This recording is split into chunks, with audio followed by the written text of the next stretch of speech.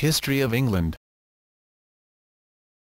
The territory that now constitutes England, a country within the United Kingdom, was inhabited by ancient humans more than 800,000 years ago, as the discovery of flint tools and footprints at Happisburgh in Norfolk has revealed. The earliest evidence for early modern humans in northwest Europe is a jawbone discovered in Devon at Kents Cavern in 1927, which was redated in 2011 to between 41,000 and 44,000 years old. Continuous human habitation dates to around 12,000 years ago, at the end of the last glacial period. The region has numerous remains from the Mesolithic, Neolithic, and Bronze Age, such as Stonehenge and Avebury. In the Iron Age, England, like all of Britain south of the Firth of Forth, was inhabited by the Celtic people known as the Britons, but also by some Belgae tribes in the southeast. In AD 43 the Roman conquest of Britain began. The Romans maintained control of their province of Britannia through to the 5th century. The end of Roman rule in Britain enabled the Anglo-Saxon settlement of Britain, which is often regarded as the origin of England and the English people. The Anglo-Saxons, a collection of various Germanic peoples, established several kingdoms that became the primary powers in what is now England and parts of southern Scotland. They introduced the Old English language, which displaced the previous British language. The Anglo-Saxons warred with British successor states in Wales, Cornwall, and the Hen Ogledd, Old North. The Brythonic-speaking parts of northern England and southern Scotland, as well as with each other. Raids by the Vikings were frequent after about AD 800, and the Norsemen took control of large parts of what is now England. During this period several rulers attempted to unite the various Anglo-Saxon kingdoms, an effort that led to the emergence of the Kingdom of England by the 10th century. In 1066, the Normans invaded and conquered England.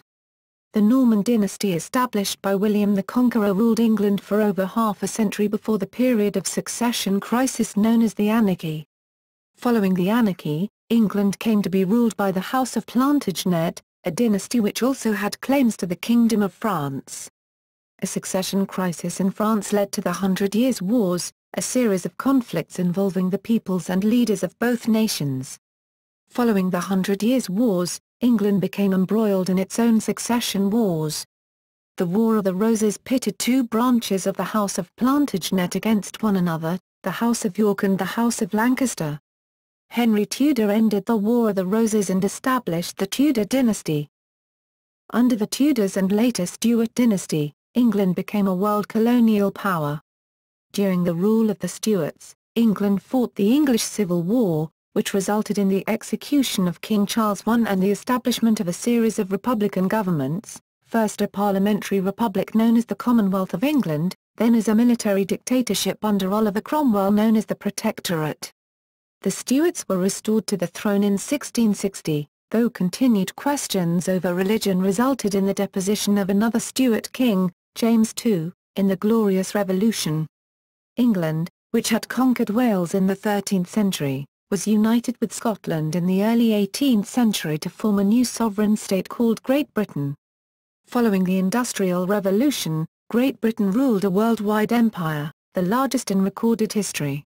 Following a process of decolonization in the 20th century, the vast majority of the empire became independent. However, its cultural impact is widespread and deep in many countries of the present day. Prehistory. Stone Age.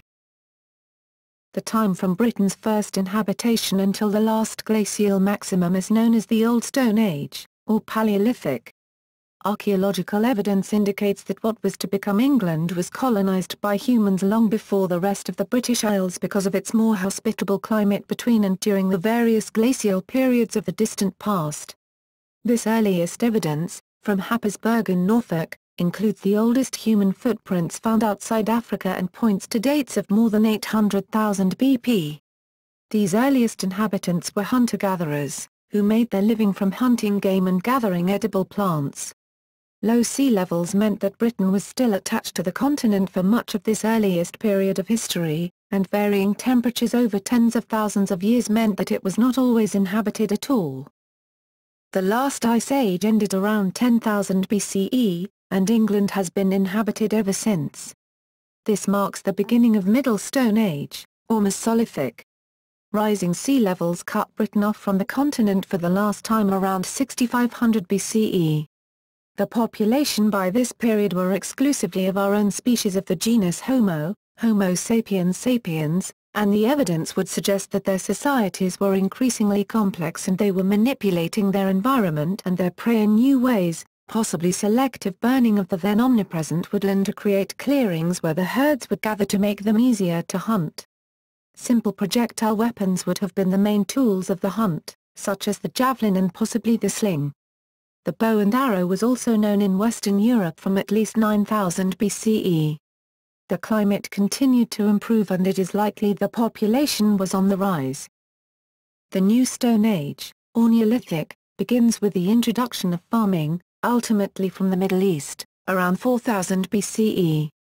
It is not known whether this was caused by a substantial folk movement or native adoption of foreign practices, nor are these two models mutually exclusive.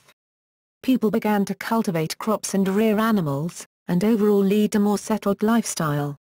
Monumental collective tombs were built to house the dead in the form of chambered cairns and long barrows, and towards the end of the period other kinds of monumental stone alignments begin to appear, such as Stonehenge, their cosmic alignments betraying a preoccupation with the sky and planets.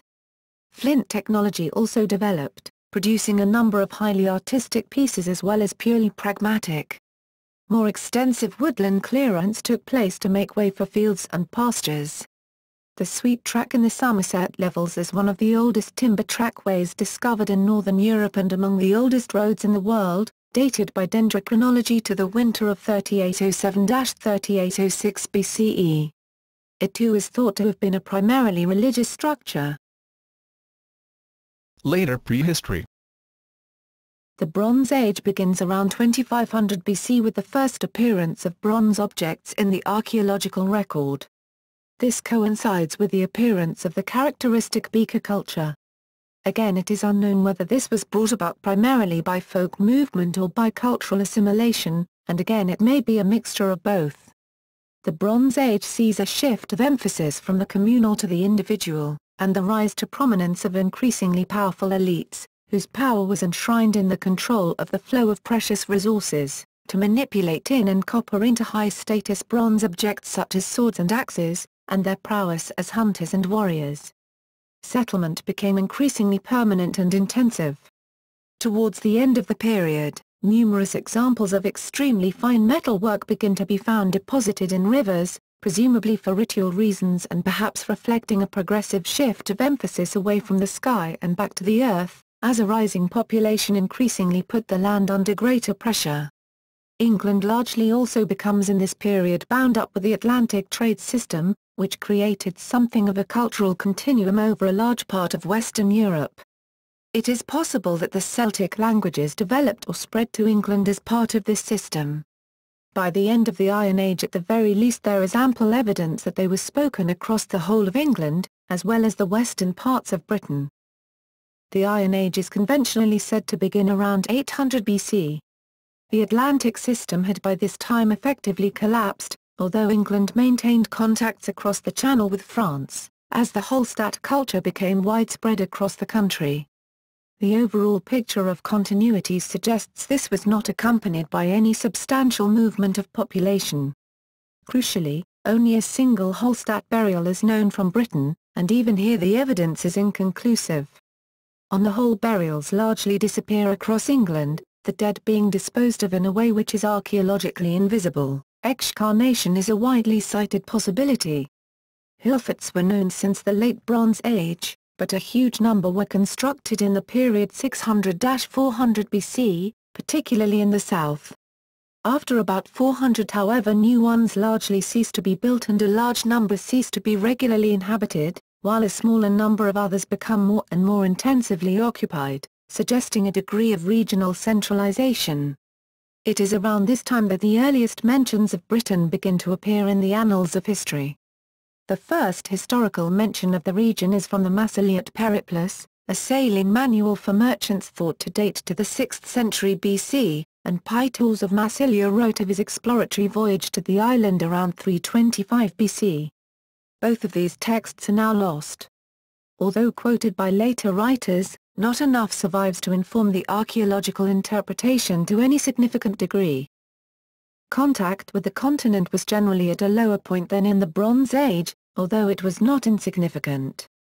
Continental goods continued to make their way into England throughout the period, although with a possible hiatus from around 350–150 BC. Numerous armed invasions of hordes of migrating Celts are no longer considered to be realistic, although there are two known invasions. Around 300 BC, it appears that a group from the Gaulish Parasur tribe took over East Yorkshire, establishing the highly distinctive Aras culture. And from around 150–100 BC, groups of Belgae began to control significant parts of the south. These invasions would have constituted movements of a relatively small number of people who established themselves as a warrior elite at the top of pre-existing native systems, rather than any kind of total wipeout. The Belgic invasion was on a much larger scale than the Parisian settlement, however the continuity of pottery style demonstrates clearly that the native population basically remained in place under new rulers. All the same, it was accompanied by significant socio-economic change. Proto-urban, or even urban settlements, known as Oppida, begin to eclipse the old hill forts, and an elite whose position is based on battle prowess and the ability to manipulate resources reappears much more distinctly. In 55 and 54 BC, Julius Caesar, as part of his campaigns in Gaul, invaded Britain and claimed to have scored a number of victories, but he never penetrated further than Hertfordshire and was unable to establish a province. However, his invasions do mark a turning point in British history. Control of trade, the flow of resources and prestige goods, became ever more important to the elites of southern Britain. As the provider of relatively limitless wealth and patronage, Rome steadily became the biggest player in all their dealings. In such a system, with retrospect it is clear that a full-scale invasion and ultimate annexation was inevitable. Genetic history of the English. The Roman historian Tacitus wrote in his Agricola, completed in 98 AD, that the various groupings of Britons shared physical characteristics with continental peoples. The Caledonians, inhabitants of what is now Scotland, had red hair and large limbs, indicating a Germanic origin. The Silures, inhabitants of what is now South Wales, were swarthy with curly hair, indicating a link with the Iberians of the Roman provinces of Hispania, in what is now Portugal and Spain. And the Britons nearest the Gauls of mainland Europe resembled the Gauls. This is a gross oversimplification which nonetheless holds fairly true to the present day. Indeed, numerous archaeologists and geneticists now dismiss the long-held assumption that the invading Anglo-Saxons wiped out the native Britons in England when they invaded, pointing instead to the possibility of a more limited folk movement bringing a new language and culture which the natives gradually assimilated. Debate however is ongoing surrounding the ultimate origins of the people of the British Isles. In 2003 and 2006 respectively, Brian Sykes and Stephen Oppenheimer both championed the idea of continuity ever since the Mesolithic period, with a substantial input from the East during the Neolithic. More recently this view has been contested, by pointing out that the haplotypes which Sykes and Oppenheimer associated with Spain hailed ultimately from Asia Minor.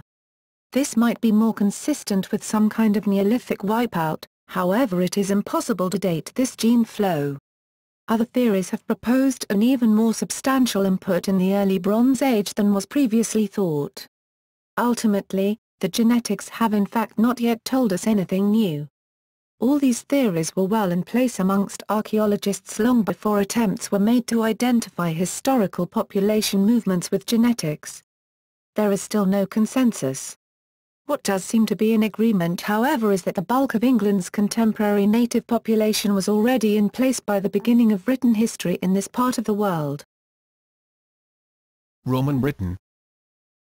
After Caesar's expeditions, the Romans began their real attempt to conquer Britain in 43 AD, at the behest of the Emperor Claudius. They landed in Kent, and defeated two armies led by the kings of the Cativaloni tribe, Caratacus and Togodumnus, in battles at the Medway and the Thames. Togodumnus was killed, and Caratacus fled to Wales. The Roman force, led by Aulus Plautius, then halted as Plautius sent for Claudius to come and finish the campaign. When Claudius arrived, he led the final march on the Cativaloni capital at Camulodunum, before returning to Rome again for his triumph. The Cativaloni at this time held sway over the most of the southeastern corner of England. 11 local rulers surrendered, a number of client kingdoms were established, and the rest became a Roman province with Camulodunum as its capital. Over the next 4 years, the territory was consolidated and the future Emperor Vespasian led a campaign into the southwest where he subjugated 2 more tribes. By 54 AD the border had been pushed back to the Severn and the Trent, and campaigns were underway to subjugate northern England and Wales. In 60 AD however, under the leadership of the warrior Queen Boudicca, the tribes rose in revolt against the Romans. Camulodunum was burned to the ground, as well as Londinium and Verulamium. There is some archaeological evidence that the same happened at Winchester as well, and the 2nd Legion Augusta, stationed at Exeter, refused to move for fear of revolt among the locals there as well. The governor however, Suetonius Paulinus, marched back from his campaign in Wales to face Boudicca in battle. There was a substantial engagement, somewhere along the line of Watling Street, at the end of which Boudicca was utterly defeated. The province was pacified once more. Over the next 20 years the borders expanded but little, but the governorship of Agricola saw the last pockets of independence in Wales and northern England finally incorporated into the province. He also led a campaign into Scotland, but from these conquests he was recalled by the Emperor Domitian, and the border gradually solidified along the line of the Stynagate in northern England. Hadrian's Wall was built along this line in 138 AD. Apart from a number of temporary forays into Scotland, this was now the border. The Romans, and their culture, were here to stay. Over the course of their 350 years in charge, England's landscape would become ubiquitously impregnated with traces of their presence. The Anglo-Saxon invasion. In the wake of the breakdown of Roman rule in Britain from the middle of the 4th century, present-day England was progressively settled by Germanic groups. Collectively known as the Anglo-Saxons, these were Angles and Saxons from, what is now, the Danish-German border area and Jutes from the Jutland Peninsula. The entire region was referred to as Wicks, and settlements throughout the south were called Gewiss. The Battle of Dereham was a critical battle that established the Anglo-Saxon rule in 577. Saxon mercenaries had been present in Britain since before the late Roman period, but the main influx of population is thought to have taken place after the 5th century. The precise nature of these invasions has not been fully determined, with doubts being cast on the legitimacy of historical accounts due to a lack of archaeological finds. Gildas Sapiens de Excidio et Conquista Britanniae, composed in the 6th century, states that when the Roman army departed the Isle of Britannia in the 4th century CE, the indigenous Britons were invaded by Picts, their neighbours to the north, now Scotland, and the Scots, now Ireland. The Britons then invited the Saxons into the island, hoping to repel the invading armies of the north. To their dismay, the Saxons themselves turned against the Britons after vanquishing the Scots and Picts. 7 kingdoms are traditionally identified as being established by these Saxon migrants. 3 were clustered in the southeast, Sussex, Kent and Essex. The Midlands were dominated by the kingdoms of Mercia and East Anglia. The monarchs of Mercia's lineage was determined to reach as far back as the early 500s. To the north was Northumbria, which unified 2 earlier kingdoms, Bernicia and Deira. The development of these kingdoms led to the eventual domination by Northumbria and Mercia in the 7th century, Mercia in the 8th century and then Wessex in the 9th century. Northumbria extended its control north into Scotland and west into Wales. It also subdued Mercia, whose first powerful king, Penda, was killed by Oswy in 655. Northumbria's power began to wane after 685 with the defeat and death of its king Aragfrith at the hands of the Picts. Mercian power reached its peak under the rule of Offa, who from 785 had influence over most of Anglo-Saxon England.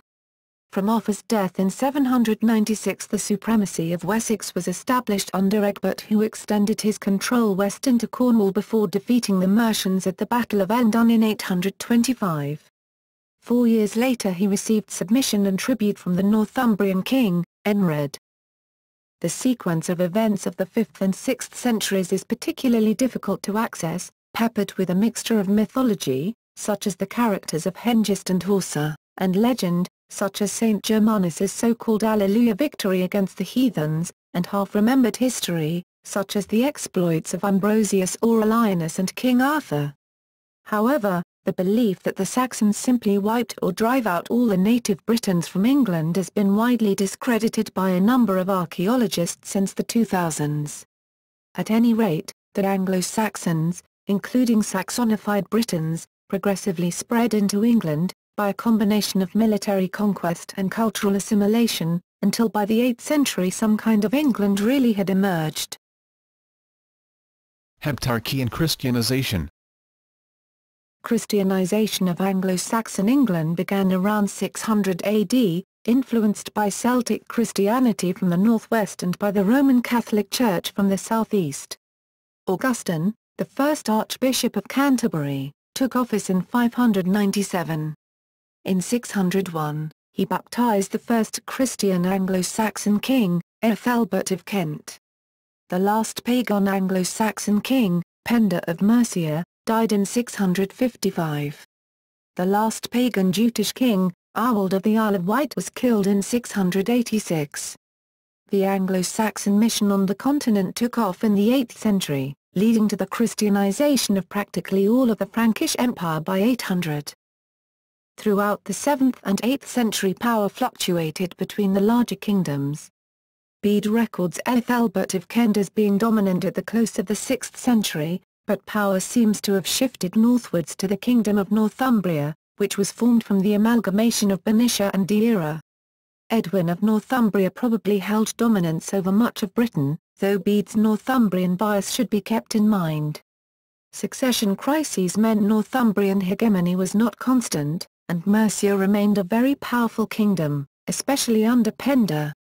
Two defeats essentially ended Northumbrian dominance, the Battle of the Trent in 679 against Mercia, and Netanese-Mere in 685 against the Picts. The so-called Mercian supremacy dominated the 8th century, though it was not constant. Ethelbald and Offa, the two most powerful kings, achieved high status. Indeed, Offa was considered the overlord of South Britain by Charlemagne. That Offa could summon the resources to build Offa's Dyke is testament to his power. However, a rising Wessex, and challenges from smaller kingdoms, kept Mercian power in check, and by the early 9th century the Mercian supremacy was over. This period has been described as the Heptarchy, though this term has now fallen out of academic use.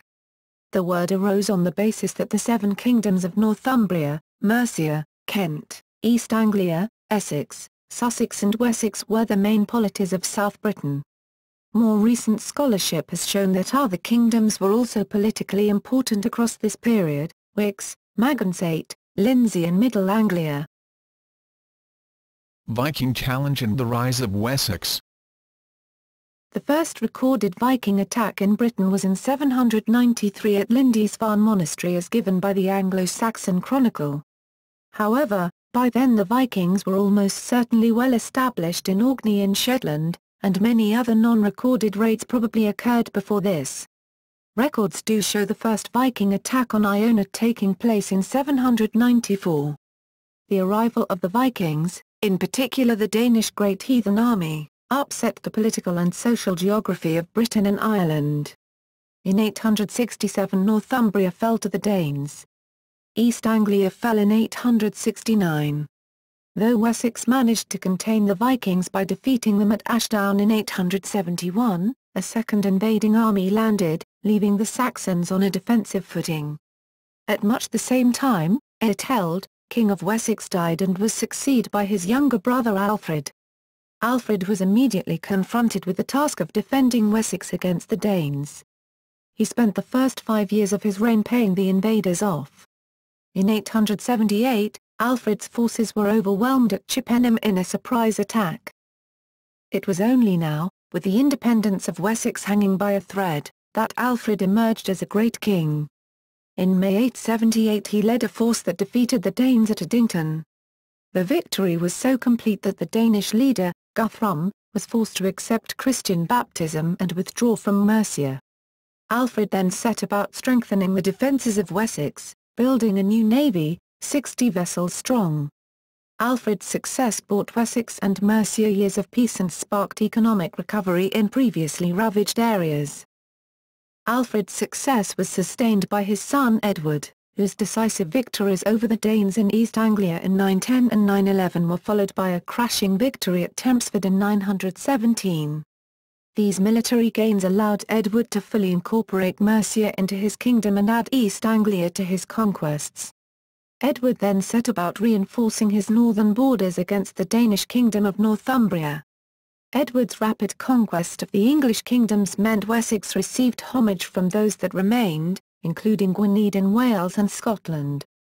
His dominance was reinforced by his son Aethelstan, who extended the borders of Wessex northward, in 917 conquering the Kingdom of York and leading a land and naval invasion of Scotland. These conquests led to his adopting the title King of the English for the first time. The dominance and independence of England was maintained by the kings that followed. It was not until 978 and the accession of Eadhaed the Unready that the Danish threat resurfaced. Two powerful Danish kings, Harold Bluetooth and later Sweyn, his son, both launched devastating invasions of England. Anglo-Saxon forces were resoundingly defeated at Maldon in 991. More Danish attacks followed, and their victories were frequent. Eadhaed's control over his nobles began to falter, and he grew increasingly desperate. His solution was to pay the Danes off. For almost 20 years he paid increasingly large sums to the Danish nobles in an attempt to keep them from English coasts. Known as Danegals, these payments slowly crippled the English economy and eventually became too expensive. Eadhaed then made an alliance with Normandy in 1001, through marriage to the Duke's daughter Emma, in the hope of strengthening England. He then made a great error. In 1002 he ordered the massacre of all the Danes in England, which had serious consequences. It angered Sweyn, who unleashed a decade of devastating attacks on England. Northern England, with its sizable Danish population, sided with Sweyn. By 1013, London, Oxford, and Winchester had fallen to the Danes.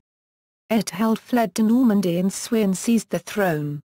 Sweyn suddenly died in 1014, and Eadhaed returned to England, confronted Sweyn's successor, Cnut. However, in 1016, Eadhaed also suddenly died. Cnut swiftly defeated the remaining Saxons, killing Eadhaed's son Edmund in the process. Cnut seized the throne, crowning himself King of England. English unification. Alfred of Wessex died in 899 and was succeeded by his son Edward the Elder. Edward, and his brother-in-law Eadhaed of, what was left of, Mercia, began a program of expansion, building forts and towns on an Alfredian model. On Eadhaed's death his wife, Edward's sister, Aethelflaed ruled as Lady of the Mercians, and continued expansion. It seems Edward had his son Aethelstan brought up in the Mercian court, and on Edward's death Aethelstan succeeded to the Mercian kingdom, and, after some uncertainty, Wessex. Aethelstan continued the expansion of his father and aunt and was the first king to achieve direct rulership of what we would now consider England. The titles attributed to him in charters and on coins suggest a still more widespread dominance. His expansion aroused ill feeling among the other kingdoms of Britain, and he defeated a combined Scottish-Viking army at the Battle of Brunanburh. However, the unification of England was not a certainty. Under Aethelstan's successors Edmund and Edred the English kings repeatedly lost and regained control of Northumbria. Nevertheless, Edgar, who ruled the same expanse as Aethelstan, consolidated the kingdom, which remained united thereafter. England under the Danes and the Norman conquest. There were renewed Scandinavian attacks on England at the end of the 10th century. Ethelred ruled a long reign but ultimately lost his kingdom to Sweyn of Denmark, though he recovered it following the latter's death. However, Etheld's son Edmund II Ironside died shortly afterwards, allowing Canute, Sweyn's son, to become King of England. Under his rule the kingdom became the centre of government for an empire which also included Denmark and Norway. Canute was succeeded by his sons, but in 1042 the native dynasty was restored with the accession of Edward the Confessor. Edward's failure to produce an heir caused a furious conflict over the succession on his death in 1066. His struggles for power against Godwin, Earl of Wessex, the claims of Canute's Scandinavian successors, and the ambitions of the Normans whom Edward introduced to English politics to bolster his own position caused each to vie for control Edward's reign. Harold Godwinson became king, in all likelihood appointed by Edward the Confessor on his deathbed and endorsed by the Witan. William of Normandy, Harold Hardrade, aided by Harold Godwin's estranged brother Tostig, and Sweyn II of Denmark all asserted claims to the throne. By far the strongest hereditary claim was that of Edgar the Aetheling, but his youth and apparent lack of powerful supporters caused him to be passed over, and he did not play a major part in the struggles of 1066, though he was made king for a short time by the Witan after the death of Harold Godwinson. In September 1066, Harold III of Norway landed in northern England with a force of around 15,000 men and 300 longships, 50 men in each boat. With him was Earl Tostig, who had promised him support. Harold Godwinson defeated and killed Harold III of Norway and Tostig and the Norwegian force at the Battle of Stamford Bridge. On September 28, 1066, William of Normandy invaded England with a force of Normans, in a campaign known as the Norman Conquest.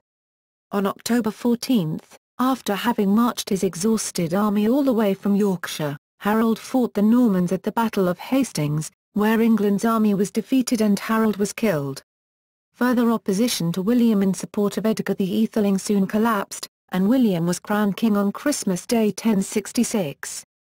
For the next 5 years he faced a series of English rebellions in various parts of the country and a half-hearted Danish invasion, but he was able to subdue all resistance and establish an enduring regime. Norman England. The Norman conquest led to a profound change in the history of the English state. William ordered the compilation of the Domesday Book, a survey of the entire population and their lands and property for tax purposes, which reveals that within 20 years of the conquest the English ruling class had been almost entirely dispossessed and replaced by Norman landholders, who also monopolized all senior positions in the government and the church. William and his nobles spoke and conducted court in Norman French, in England as well as in Normandy. The use of the Anglo-Norman language by the aristocracy endured for centuries and left an indelible mark in the development of modern English. Upon being crowned, on Christmas Day 1066, William immediately began consolidating his power. By 1067 he faced revolts on all sides and spent 4 years systematically crashing each one. He then went about imposing his superiority over Scotland and Wales, forcing each to recognise him as overlord. The English Middle Ages were characterised by civil war, international war, occasional insurrection, and widespread political intrigue amongst the aristocratic and monarchic elite. England was more than self-sufficient in cereals, dairy products, beef and mutton. The nation's international economy was based on the wool trade, in which the produce of the sheepwalks of northern England was exported to the textile cities of Flanders, where it was worked into cloth. Medieval foreign policy was as much shaped by relations with the Flemish textile industry as it was by dynastic adventures in western France. An English textile industry was established in the 15th century, providing the basis for rapid English capital accumulation. Henry I, the fourth son of William I the Conqueror, succeeded his elder brother William II as King of England in 1100. Henry was also known as Henry Bealoch, because of his education, as his older brother William was the heir apparent and thus given the practical training to be king. Henry received the alternate, formal education, worked hard to reform and stabilize the country and smooth the differences between the Anglo-Saxon and Anglo-Norman societies. The loss of his son, William Adelin, in the wreck of the White Ship in November 1120, undermined his reforms. This problem regarding succession cast a long shadow over English history. During the confused and contested reign of Stephen, there was a major swing in the balance of power towards the feudal barons, as civil war and lawlessness broke out. In trying to appease Scottish and Welsh raiders, he handed over large tracts of land. His conflicts with his cousin the Empress Matilda, also known as Empress Maud, led to a civil war from 1139 to 1153 known as the Anarchy. Matilda's father, Henry I, had required the leading barons, ecclesiastics and officials in Normandy and England, to take an oath to accept Matilda as his heir. England was far less than enthusiastic to accept an outsider, and a woman, as their ruler. There is some evidence suggesting Henry was unsure of his own hopes and the oath to make Matilda his heir. In likelihood, Henry probably hoped Matilda would have a son and step aside as Queen Mother, making her son the next heir. Upon Henry's death, the Norman and English barons ignored Matilda's claim to the throne, and thus through a series of decisions, Stephen, Henry's favourite nephew, was welcomed by many in England and Normandy as their new ruler. On December 22, 1135, Stephen was anointed king with the implicit support of the Church and nation. Matilda and her own son stood for direct descent by heredity from Henry I, and she bided her time in France. In the autumn of 1139, she invaded England with her illegitimate half-brother Robert of Gloucester. Her husband, Geoffroy of Anjou, conquered Normandy but did not cross the Channel to help his wife, satisfied with Normandy and Anjou. During this breakdown of central authority, the nobles ran amok building adulterine castles, that is castles erected without government permission. Stephen was captured, and his government fell. Matilda was proclaimed queen but was soon at odds with her subjects and was expelled from London. The period of insurrection and civil war that followed continued until 1148, when Matilda returned to France. Stephen effectively reigned unopposed until his death in 1154, although his hold on the throne was still uneasy. As soon as he regained power, he began the process of demolishing the adulterine castles, which were hated by the peasants due to their being employed as forced labor to build and maintain them. Stephen kept a few castles standing however, which put him at odds with his heir. England under the Plantagenets. Geoffroy's son, Henry, resumed the invasion. He was already Count of Anjou, Duke of Normandy and Duke of Aquitaine when he landed in England. When Stephen's son and heir apparent Eustace died in 1153, the king reached an accommodation with Henry of Anjou, who became Henry II, to succeed Stephen and in which peace between them was guaranteed. England was part of a greater union, retrospectively named the Angevin Empire. Henry destroyed the remaining adulterine castles and expanded his power through various means and to different levels into Ireland, Scotland, Wales, Flanders, Nantes, Brittany, Quercy, Toulouse, Bourges and Devon. The reign of Henry II represents a reversion in power back from the barony to the monarchical state in England. It was also to see a similar redistribution of legislative power from the Church, again to the monarchical state. This period also presaged a properly constituted legislation and a radical shift away from feudalism. In his reign new Anglo-Angevin and Anglo-Aquitanian aristocracies developed, though not to the same point as the Anglo-Norman once did, and the Norman nobles interacted with their French peers. Henry's successor, Richard I the Lionheart, also known as the Absent King, was preoccupied with foreign wars, taking part in the Third Crusade and defending his French territories against Philip II of France. The Kingdom of England was a sovereign state until the reign of Richard I, who made it a nominal vassal of the Holy Roman Empire in 1194 as part of a ransom when he was captured after a crusade. Richard's younger brother John, who succeeded him, was not so fortunate. He suffered the loss of Normandy and numerous other French territories following the disastrous Battle of Bouvines.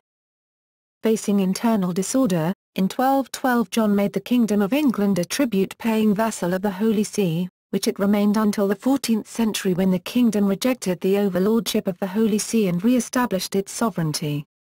From 1212 onwards, John had a constant policy of maintaining close relations with the Pope, which partially explains how he persuaded the Pope to reject the legitimacy of the Magna Carta. The European wars culminated in defeat at the Battle of Bouvines, 1214, which forced the king to accept an unfavourable peace with France after having failed to get help from King Mohammed El Nasir of Morocco. Magna Carta. Over the course of his reign, a combination of higher taxes, unsuccessful wars and conflict with the Pope had made King John unpopular with his barons, and in 1215 some of the most important decided to rebel against him. He met their leaders along with their French and Scot allies at Runnymede, near London on June 15, 1215 to seal the Great Charter, Magna Carta in Latin, which imposed legal limits on the king's personal powers. Because he had sealed under duress, however, John received approval from the Pope to break his word as soon as hostilities had ceased, provoking the First Barons' War and an invited French invasion by Prince Louis of France, whom the majority of the English barons had invited to replace John on the throne and had him proclaimed king in London in May 1216. John travelled around the country to oppose the rebel forces, directing, among other operations, a 2-month siege of the rebel-held Rochester Castle. John's son, Henry III, was only 9 years old when he became king, 1216 to 1272. He spent much of his reign fighting the barons over the Magna Carta and the royal rights, and was eventually forced to call the first parliament in 1264. He was also unsuccessful on the continent, where he endeavoured to re-establish English control over Normandy, Anjou, and Aquitaine.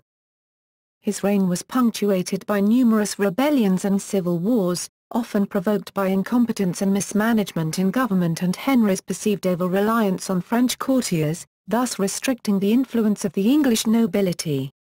One of these rebellions, led by a disaffected courtier, Simon de Montfort, was notable for its assembly of one of the earliest precursors to Parliament.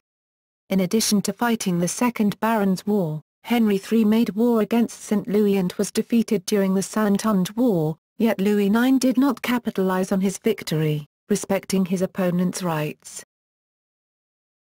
14th century. The reign of Edward I, reigned 1272 to 1307, was rather more successful.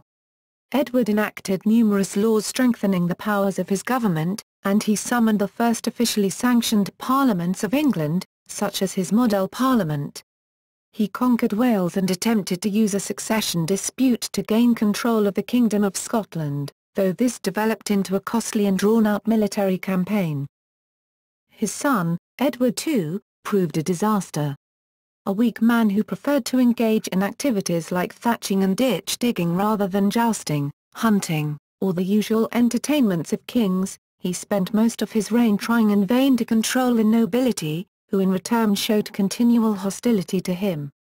Meanwhile, the Scottish leader Robert Bruce began retaking all the territory conquered by Edward I in 1314. The English army was disastrously defeated by the Scots at the Battle of Bannockburn.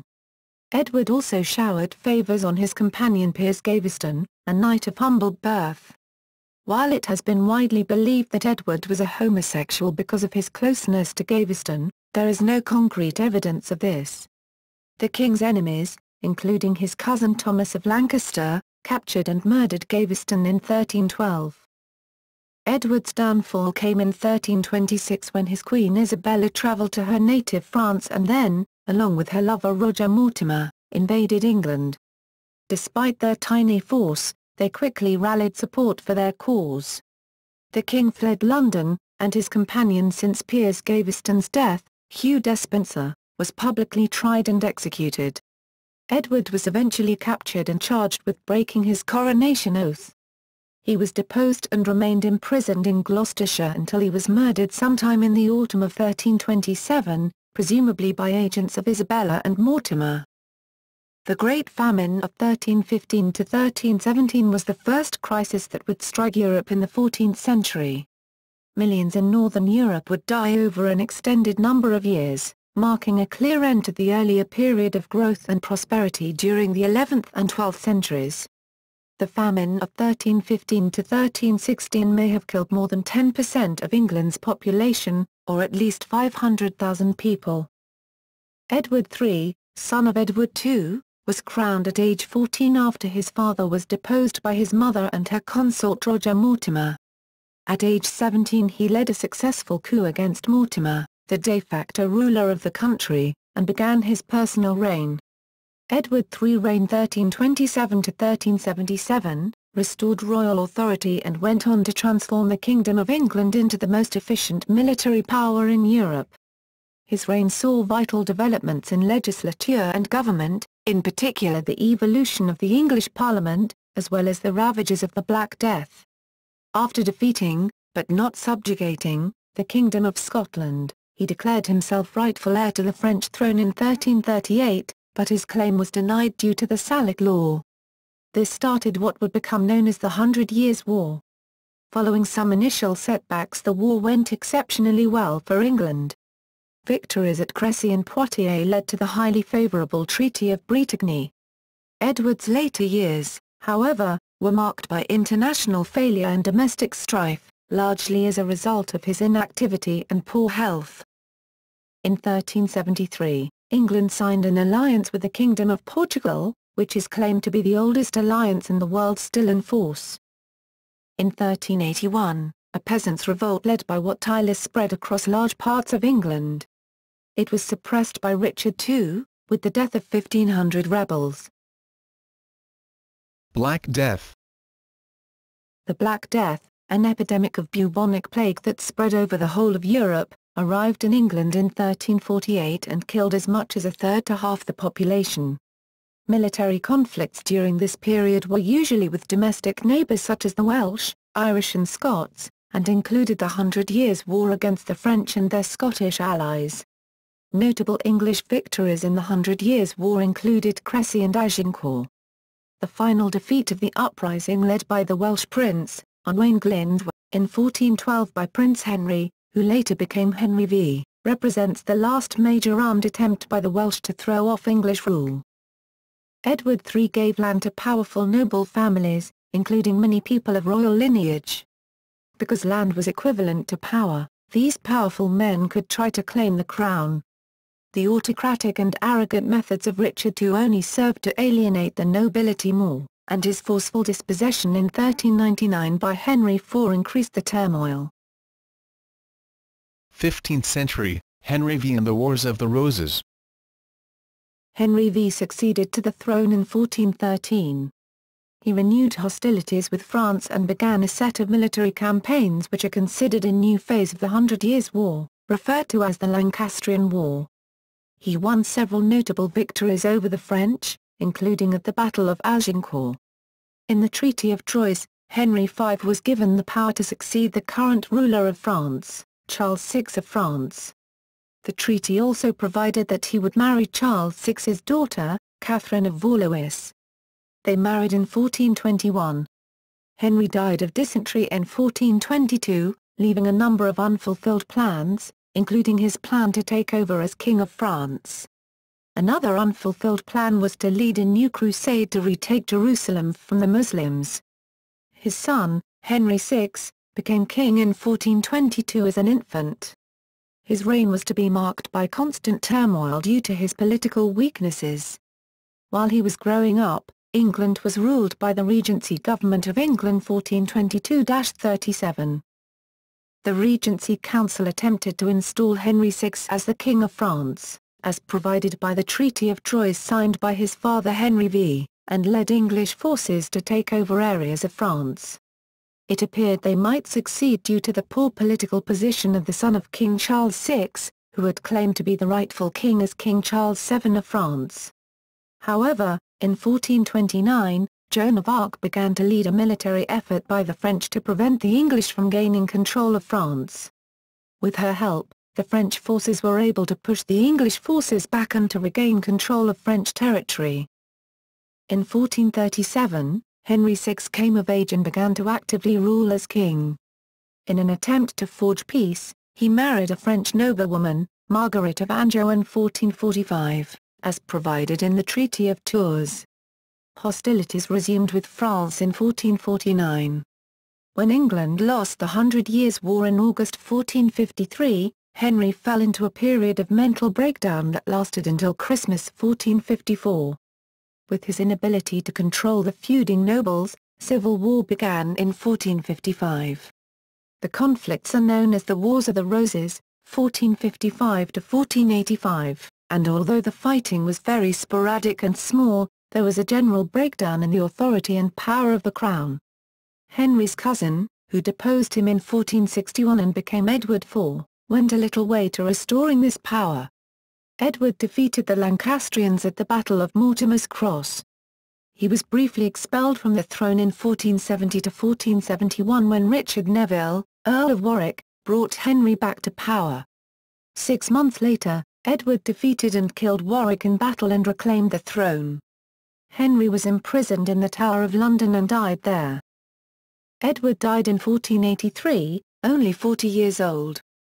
His eldest son and heir Edward V, aged 13, would have succeeded him, but the king's brother Richard, Duke of Gloucester, declared his marriage to be bigamous and invalid, making all his children illegitimate. Edward V and his 10-year-old brother Richard were imprisoned in the Tower of London and their uncle made himself king as Richard III. The two princes were never seen again and presumably died in the Tower. It was widely believed that Richard had them murdered, although their exact fate remains a mystery. Regardless of what really happened, the king was reviled as a treacherous fiend who murdered his own nephews to gain the throne. This hatred of Richard obscured his able governance during his brief reign.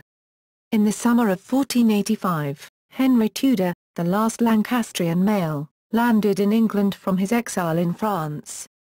He defeated and killed Richard in battle at Bosworth Field on August 22 of that year and became king as Henry VII. Tudor England. Henry VII. With Henry VII's accession to the throne in 1485, the Wars of the Roses came to an end, and Tudors would continue to rule England for 118 years.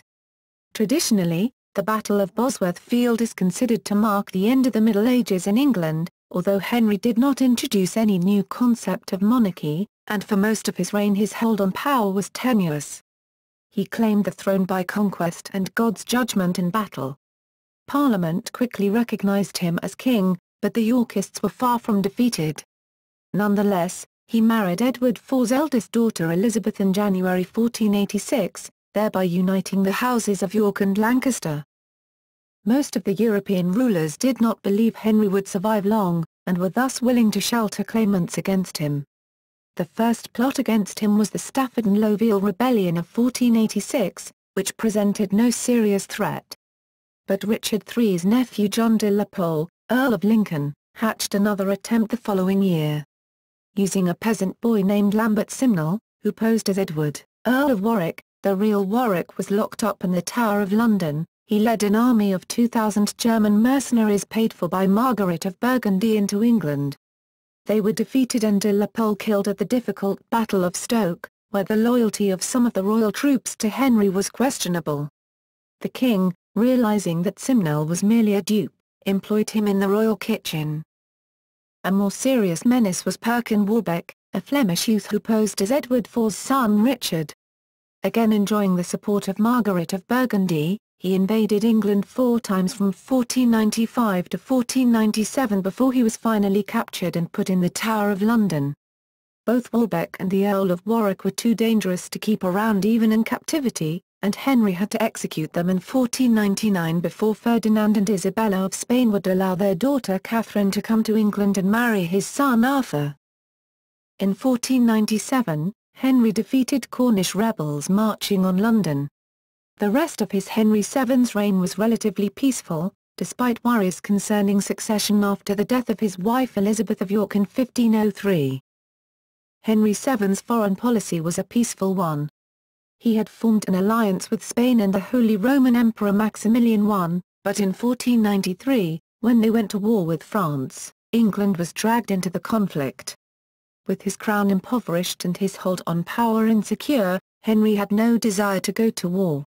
He quickly reached an understanding with the French and renounced all claims to their territory except the port of Calais, realizing also that nothing could be done to stop them from incorporating the Duchy of Brittany. In return, the French agreed to recognize him as king and stop sheltering pretenders. Shortly afterwards, they became preoccupied with adventures in Italy and turned their attention away from England. Henry also reached an understanding with Scotland, agreeing to marry his daughter Margaret to that country's King James IV. Upon becoming king, Henry inherited a government severely weakened and degraded by the Wars of the Roses. The treasury was empty, having been drained by Edward IV's woodville-in-laws after his death. Through a tight fiscal policy and sometimes ruthless tax collection and confiscations, Henry managed to refill the treasury by the time of his death. He also effectively rebuilt the machinery of government. In 1501, the king's son Arthur, having married Catherine of Aragon, died of an illness at the age of 15, leaving his younger son Henry, Duke of York, as his heir. When the king himself died in 1509, the position of the Tudors was secure at last, and his son succeeded him unopposed. Henry VIII. Henry VIII began his reign with a high degree of optimism. The handsome, athletic young king stood in sharp contrast to his wary, miserly father. Henry's lavish court quickly drained the treasury of the fortune he had inherited. He married the widowed Catherine of Aragon, and they had several children, but none survived infancy except a daughter, Mary. In 1512, the young king embarked on a war in France. Although England was an ally of Spain, one of France's principal enemies, the war was mostly about Henry's desire for personal glory, regardless of the fact that his sister Mary was married to the French King Louis XII. The war accomplished little.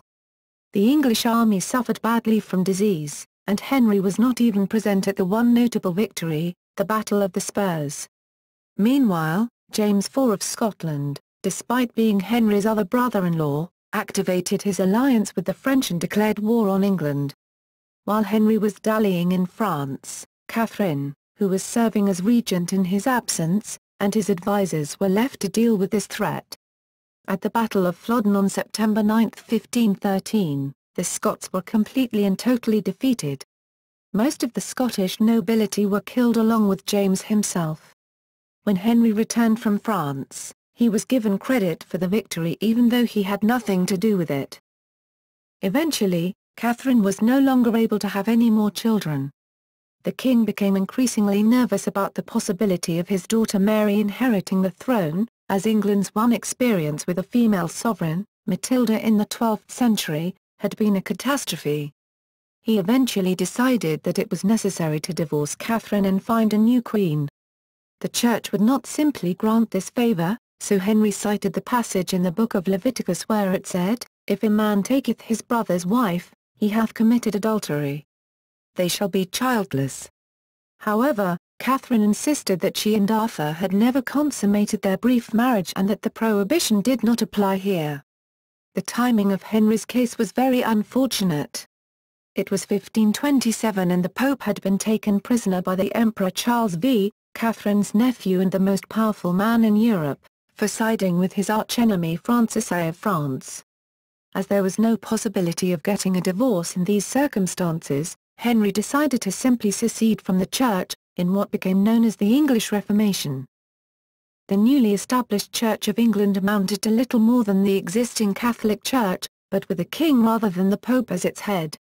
It took a number of years for this separation from Rome to be completed, however, and many were executed for resisting the king's religious policies. In 1530, Catherine was banished from court and spent the remainder of her life, until her death in 1536, alone in an isolated manor home, barred from any contact with Mary, although her ladies-in-waiting helped the two maintain a secret correspondence. Their marriage was declared invalid, making Mary an illegitimate child. Henry married Anne Boleyn in secret in 1531, just as his divorce from Catherine was finalized. After this, they had a second, public wedding. Anne soon became pregnant and may have already been when they wed. But on September 7, 1533, she gave birth to a daughter, Elizabeth. The king was devastated at his failure to obtain a son after all the effort it had taken to remarry. Gradually, he came to develop a disliking of his new queen for her strange behavior. In 1536, When Anne was pregnant again, Henry was badly injured in a jousting accident. Shaken by this, the Queen gave birth prematurely to a stillborn boy. By now, the king was convinced that his marriage was hexed, and having already found a new queen, Jane Seymour, he put Anne in the Tower of London on charges of witchcraft. Afterwards, she was beheaded along with 5 men, her brother included, accused of adultery with her. The marriage was then declared invalid, so that Elizabeth, just like her half-sister, became a bastard. Henry immediately married Jane Seymour, who became pregnant almost as quickly. On October 12, 1537, she gave birth to a healthy boy, Edward, which was greeted with huge celebrations. The king's quest for a son was finally over, so long as Edward could be kept healthy. However, the Queen died of puerperal sepsis 10 days later. Henry genuinely mourned her death, and at his own passing 9 years later, he was buried next to her. The king married a 4th time in 1540, to the German Anne of Cleves for a political alliance with her Protestant brother, the Duke of Cleves. He also hoped to obtain another son in case something should happen to Edward. Anne proved a dull, unattractive woman and Henry declined to consummate the marriage. He quickly divorced her, and she remained in England as a kind of adopted sister to him.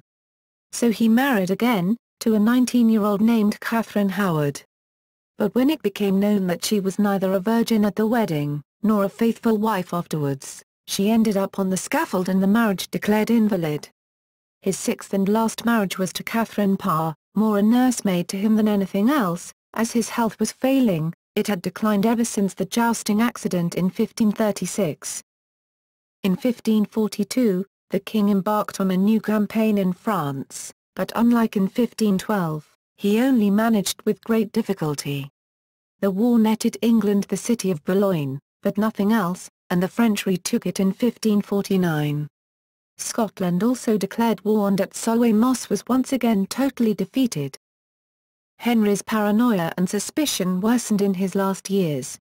The total number of executions during his 38-year reign numbered in the tens of thousands. He died in January 1547 at the age of 55 and was succeeded by his son, Edward VI. Edward VI and Mary I. Although he showed piety and intelligence, Edward VI was only 9 years old when he took the throne in 1547. His uncle, Edward Seymour, 1st Duke of Somerset, tampered with Henry VIII's will and obtained letters patent giving him much of the power of a monarch by March 1547. He took the title of Protector. Whilst some see him as a high-minded idealist, his stay in power culminated in a crisis in 1549 when many counties of the realm were up in protest. Kett's Rebellion in Norfolk and the Prayer Book Rebellion in Devon and Cornwall simultaneously created a crisis during a time when invasion from Scotland and France were feared. Somerset, disliked by the Regency Council for his autocratic methods, was removed from power by John Dudley, who is known as Lord President Northumberland. Northumberland proceeded to adopt the power for himself, but his methods were more conciliatory and the council accepted him. It was during Edward's reign that England became a Protestant nation as opposed to a Catholic one in schism from Rome. Edward was beginning to show great promise when he fell violently ill with tuberculosis in 1553 and died that August 2 months short of his 16th birthday. Northumberland made plans to place Lady Jane Grey on the throne and marry her to his son, so that he could remain the power behind the throne. His plot failed in a matter of days. Jane Grey was beheaded, and Mary I, 1516–1558, took the throne amidst popular demonstration in her favour in London, which contemporaries described as the largest show of affection for a Tudor monarch. Mary had never been expected to hold the throne, at least not since Edward was born. She was a devoted Catholic who believed that she could turn the clock back to 1516, before the Reformation began. Returning England to Catholicism led to the burnings of 274 Protestants, which are recorded especially in John Fowlkes's Book of Martyrs.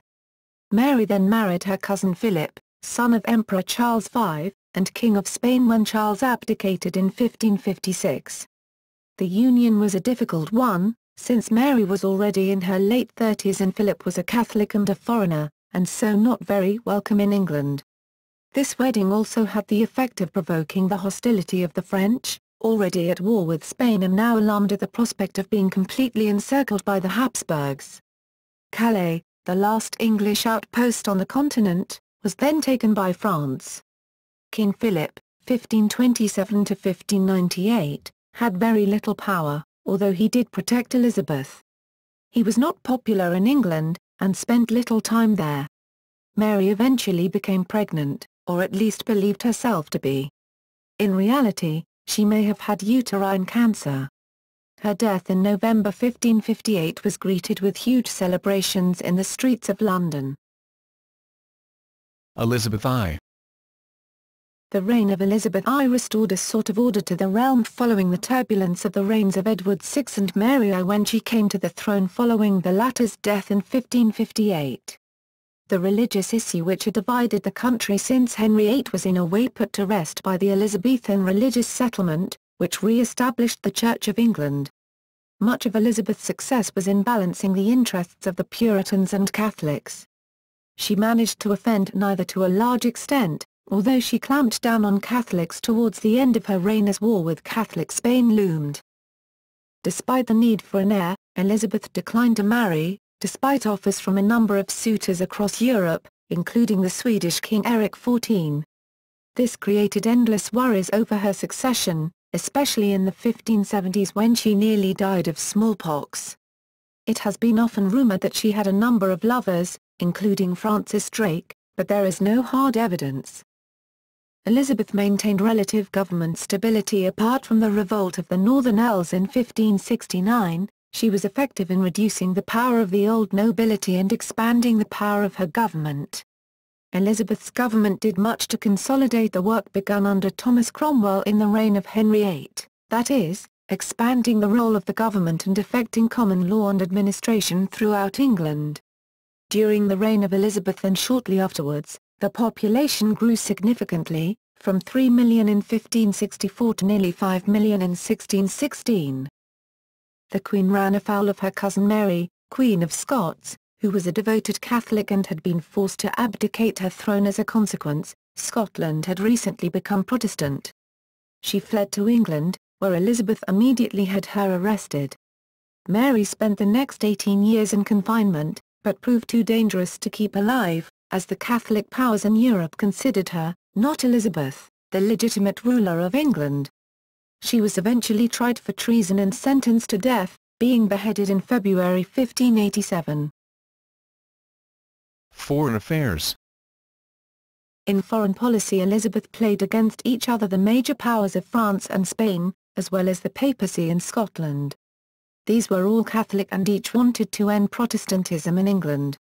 Elizabeth was cautious in foreign affairs and only half-heartedly supported a number of ineffective, poorly resourced military campaigns in the Netherlands, France and Ireland. She risked war with Spain by supporting the Sea Dogs, such as Walter Raleigh, John Hawkins and Sir Francis Drake, who preyed on the Spanish merchant ships carrying gold and silver from the New World. The major war came with Spain, 1585 to 1603. When Spain tried to invade and conquer England it was a fiasco, and the defeat of the Spanish Armada in 1588 associated Elizabeth's name forever with what is popularly viewed as one of the greatest victories in English history. Her enemies failed to combine and Elizabeth's foreign policy successfully navigated all the dangers. End of Tudor era. In all, the Tudor period is seen as a decisive one which set up many important questions which would have to be answered in the next century and during the English Civil War. These were questions of the relative power of the monarch and parliament and to what extent one should control the other. Some historians think that Thomas Cromwell effected a Tudor revolution in government, and it is certain that parliament became more important during his chancellorship. Other historians say the Tudor revolution really extended to the end of Elizabeth's reign, when the work was all consolidated. Although the Privy Council declined after the death of Elizabeth, while she was alive it was very effective. 17th century. Union of the Crowns. Elizabeth died in 1603 at the age of 69. Her closest male Protestant relative was the King of Scots, James VI, of the House of Stuart, who became King James I of England in a union of the crowns. King James I and VI, as he was styled, became the first monarch to rule the entire island of Great Britain, although it was merely a union of the English and Scottish crowns, and both countries remained separate political entities until 1707. Several assassination attempts were made on James, notably the main plot and by-plots of 1603, and most famously, on November 5, 1605, the Gunpowder Plot, by a group of Catholic conspirators, led by Sir Robert Catesby, which caused more antipathy in England towards the Catholic faith. Upon taking power, James immediately made peace with Spain, and for the first half of the 17th century, England remained largely inactive in European politics. Colonial England. In 1607 England built an establishment at Jamestown. This was the beginning of colonialism by England in North America. Many English settled then in North America for religious or economic reasons. About 70% of migrants from England who came between 1630 to 1660 were indentured servants. By 1700, Chesapeake planters brought in about 100,000 indentured servants, more than 75% of all European immigrants to Virginia and Maryland. The English merchants holding plantations in the warm southern parts of America then resorted rather quickly to the slavery of Native Americans and imported Africans in order to cultivate their plantations and sell raw material, particularly cotton and tobacco, in Europe. The English merchants involved in colonization amassed fortunes equal to those of great aristocratic landowners in England, and their money, which fueled the rise of the middle class, permanently altered the balance of political power. The American colonies did not prove profitable to the mother country in the end. Pennsylvania and Delaware were home to a large population of self-sufficient farmers from various parts of Europe, especially Germany. New York traded with pirates and smugglers, and the colonies of New England consistently frustrated the government's attempts to utilize the area's forests for shipbuilding. Only Virginia and the Chesapeake Bay area produced a useful cash crop, tobacco, but it quickly wore the soil out. By the end of the 18th century, the tobacco industry in Virginia had been completely ruined by soil exhaustion and low prices. Indeed, the small sugar-growing islands in the Caribbean were worth more than all of the 13 colonies put together. The English colonies did not have an independent foreign policy, but otherwise were mostly left to manage their own affairs.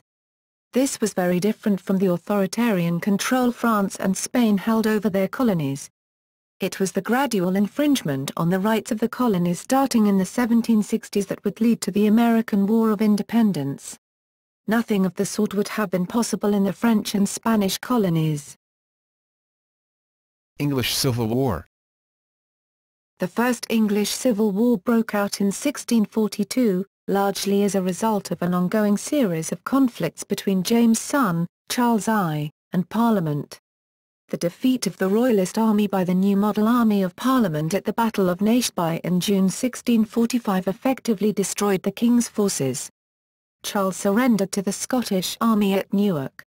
He was eventually handed over to the English Parliament in early 1647. He escaped, and the Second English Civil War began, although it was a short conflict, with the New Model Army quickly securing the country. The capture and subsequent trial of Charles led to his beheading in January 1649 at Whitehall Gate in London, making England a republic.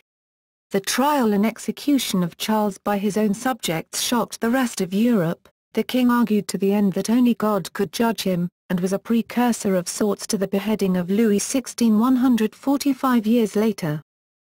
The New Model Army, under the command of Oliver Cromwell, then scored decisive victories against Royalist armies in Ireland and Scotland. Cromwell was given the title Lord Protector in 1653, making him king in all but name to his critics. After he died in 1658, his son Richard Cromwell succeeded him in the office, but he was forced to abdicate within a year. For a while it looked as if a new civil war would begin as the New Model Army split into factions. Troops stationed in Scotland under the command of George Monk eventually marched on London to restore order. Restoration of the monarchy. The monarchy was restored in 1660, with King Charles II returning to London. In 1665, London was swept by a visitation of the plague, and then, in 1666, the capital was swept by the Great Fire, which raged for 5 days, destroying approximately 15,000 buildings. After the restoration, there was an overall reduction in the power of the crown, and by the 18th century England rivaled the Netherlands for being one of the freest countries in Europe. Glorious Revolution. In 1680, the exclusion crisis occurred due to widespread objections to a Catholic serving as the King of England, since James was the heir presumptive to Charles, who was the king at that time. After the death of Charles II in 1685, his Catholic brother King James II was crowned.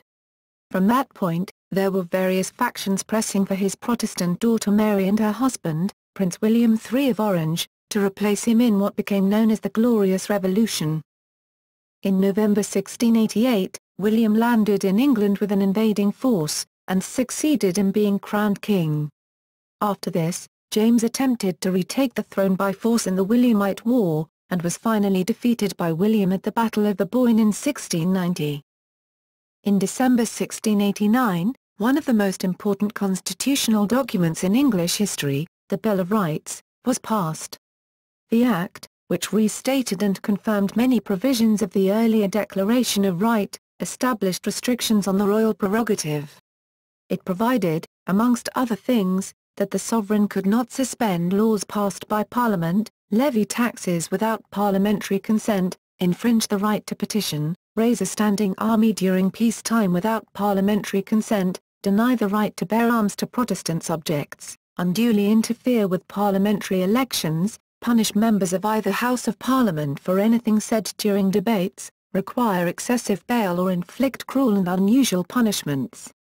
William was opposed to the imposition of such constraints, but he chose not to engage in a conflict with Parliament and agreed to abide by the statute. In parts of Scotland and Ireland, Catholics loyal to James remained determined to see him restored to the throne, and there followed a series of bloody though unsuccessful uprisings. As a result of these, any failure to pledge loyalty to the victorious King William was severely dealt with. The most infamous example of this policy was the massacre of Glencoe in 1692. Jacobite rebellions continued on into the mid-18th century until the son of the last Catholic claimant to the throne, James III and VIII, mounted a final campaign in 1745. The Jacobite forces of Prince Charles Edward Stuart, the Bonnie Prince Charlie of legend, were defeated at the Battle of Culloden in 1746. Formation of the United Kingdom. The Acts of Union between the Kingdom of England and the Kingdom of Scotland were a pair of parliamentary acts passed by both parliaments in 1707, which dissolved them in order to form a Kingdom of Great Britain governed by a unified Parliament of Great Britain according to the Treaty of Union. The Acts joined the Kingdom of England and the Kingdom of Scotland, previously separate states, with separate legislatures but with the same monarch, into a single Kingdom of Great Britain. The two countries had shared a monarch since the union of the crowns in 1603, when King James VI of Scotland inherited the English throne from his double first cousin twice removed, Queen Elizabeth I. Although described as a union of crowns, until 1707 there were in fact two separate crowns resting on the same head. There had been 3 attempts in 1606, 1667, and 1689 to unite the two countries by Acts of Parliament, but it was not until the early 18th century that the idea had the will of both political establishments behind them, albeit for rather different reasons.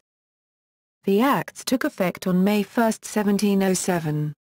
On this date, the Scots Parliament and the English Parliament united to form the Parliament of Great Britain, based in the Palace of Westminster in London, the home of the English Parliament.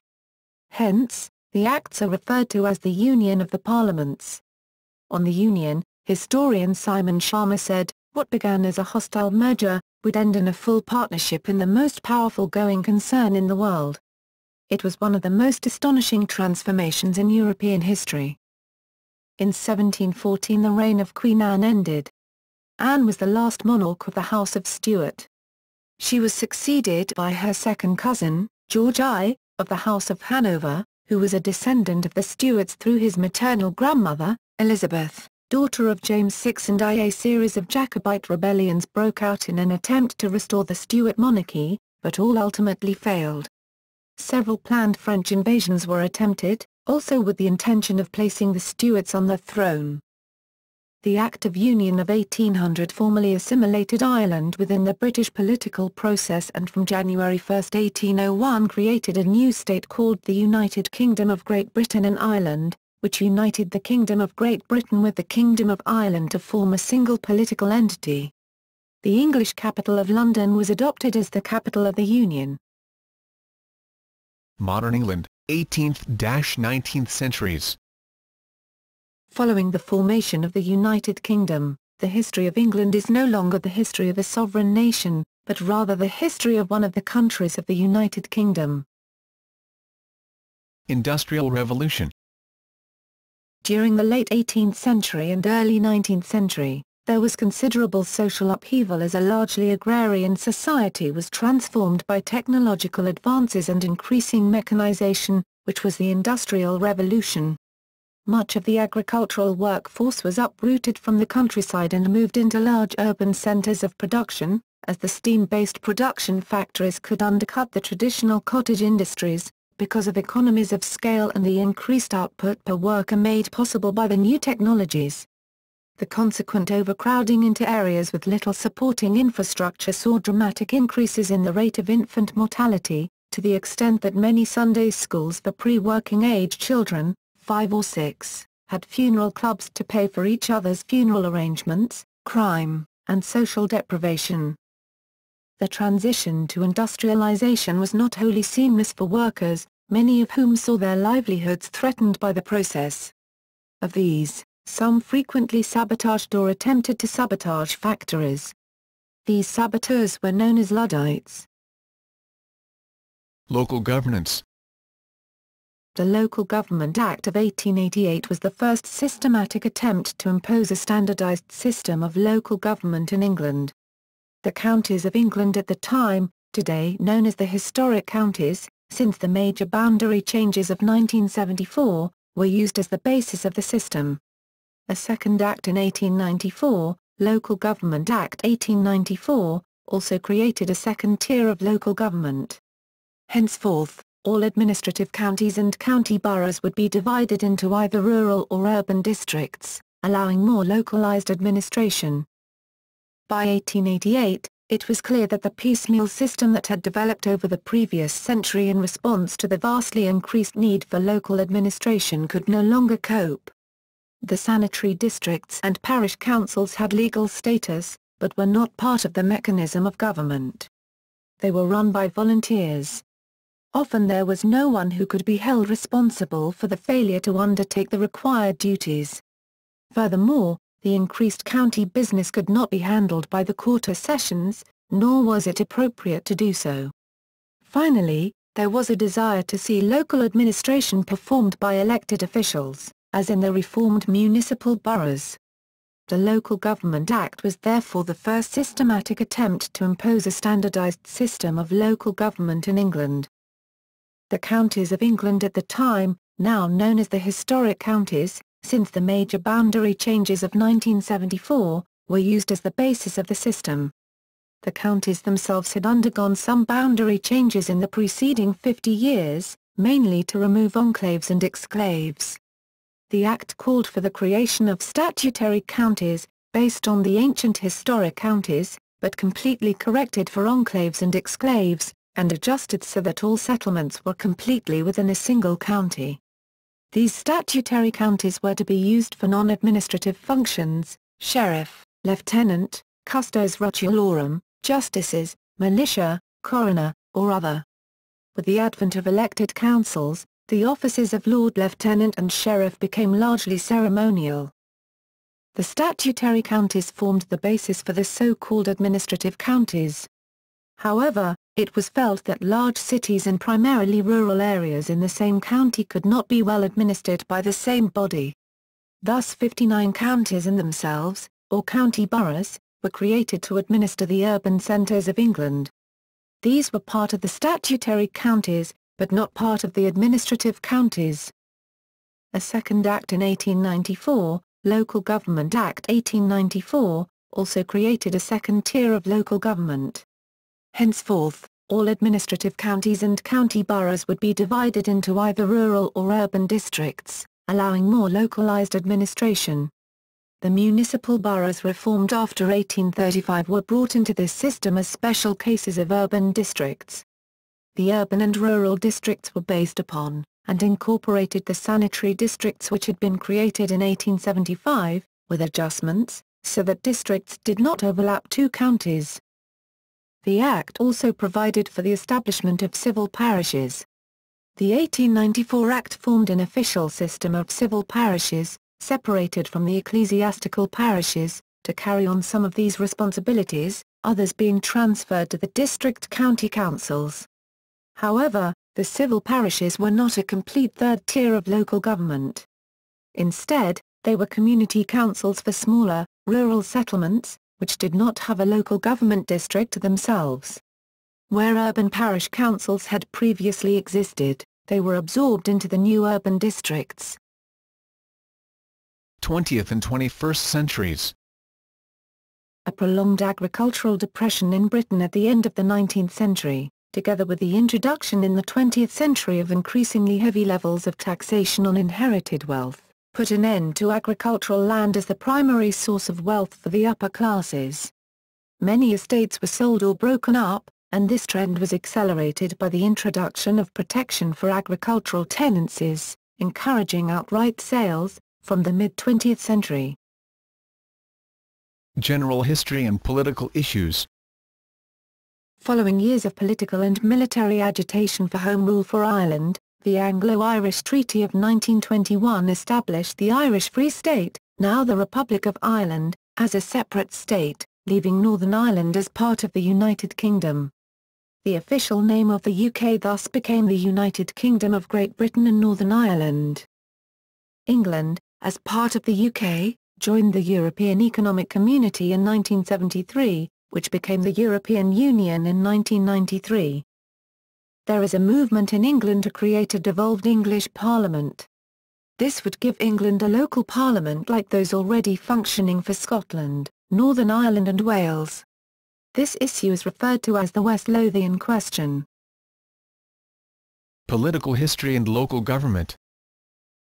A local government commission was wound up in 1966, and replaced with the Royal Commission, known as the Redcliffe-Maud Commission. In 1969 it recommended a system of single-tier unitary authorities for the whole of England, apart from three metropolitan areas of Merseyside, Selkirk, Greater Manchester, and West Midlands, Birmingham and the Black Country, which were to have both a metropolitan council and district councils.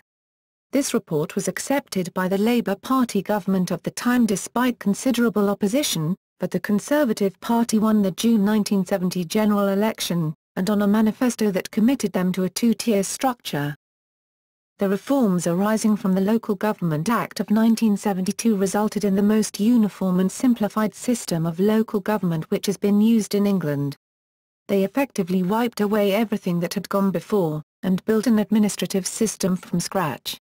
All previous administrative districts, statutory counties, administrative counties, county boroughs, municipal boroughs, counties corporate, civil parishes, were abolished. The aim of the Act was to establish a uniform two-tier system across the country. Onto the blank canvas, new counties were created to cover the entire country. Many of these were obviously based on the historic counties, but there were some major changes, especially in the north. This uniform two-tier system lasted only 12 years. In 1986, the Metropolitan County Councils and Greater London were abolished. This restored autonomy, in effect the old county borough status, to the Metropolitan and London boroughs. The Local Government Act, 1992, established a commission, Local Government Commission for England, to examine the issues, and make recommendations on where unitary authorities should be established. It was considered too expensive to make the system entirely unitary, and also there would doubtlessly be cases where the two-tier system functioned well. the Commission recommended that many counties be moved to completely unitary systems. That some cities become unitary authorities, but that the remainder of their parent counties remain two-tier. And that in some counties the status quo should remain. The Rate Capping Rebellion was a campaign within English local councils in 1985 which aimed to force the Conservative government of Margaret Thatcher to withdraw powers to restrict the spending of councils. The campaign's tactic was that councils whose budgets were restricted would refuse to set any budget at all for the financial year 1985-86, requiring the government to intervene directly in providing local services, or to concede. However, all 15 councils which initially refused to set a rate eventually did so, and the campaign failed to change government policy. Powers to restrict council budgets have remained in place ever since. In 1997, the Lieutenancies Act was passed. This firmly separated all local authority areas, whether unitary or two-tier, from the geographical concept of a county as high-level spatial unit. The lieutenancies it established became known as ceremonial counties, since they were no longer administrative divisions. The counties represent a compromise between the historic counties and the counties established in 1974. While the 1997 Labour government devolved power to Wales, Scotland and Northern Ireland, it refused to create a devolved assembly or parliament for England, planning instead to introduce 8 regional assemblies around England to devolve power to the regions. In the event, only a London Assembly, and directly elected mayor, was established. Rejection in a referendum of a proposed North East Assembly in 2004 effectively scrapped those plans. A precondition of having a regional assembly was for the whole area to move to unitary authority status.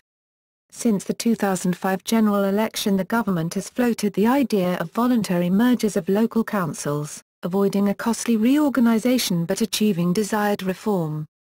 For instance, the guiding principles of the government's new localism demand levels of efficiency not present in the current over-duplicated two-tier structure. Recent changes. In 2009, new changes to local government were made whereby a number of new unitary authorities were created in areas which previously had a two-tier system of counties and districts. In 5 shire counties the functions of the county and district councils were combined into a single authority. And in 2 counties the powers of the county council were absorbed into a significantly reduced number of districts. The abolition of regional development agencies and the creation of local enterprise partnerships were announced as part of the June 2010 United Kingdom budget.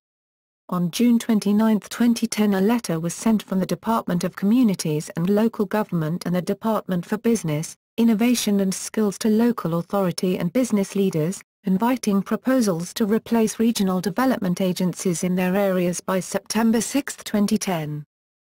On September 7, 2010, details were released of 56 proposals for local enterprise partnerships that had been received. On October 6, 2010, during the Conservative Party conference, it was revealed that 22 had been given the provisional green light to proceed and others may later be accepted with amendments. 24 bids were announced as successful on October 28, 2010.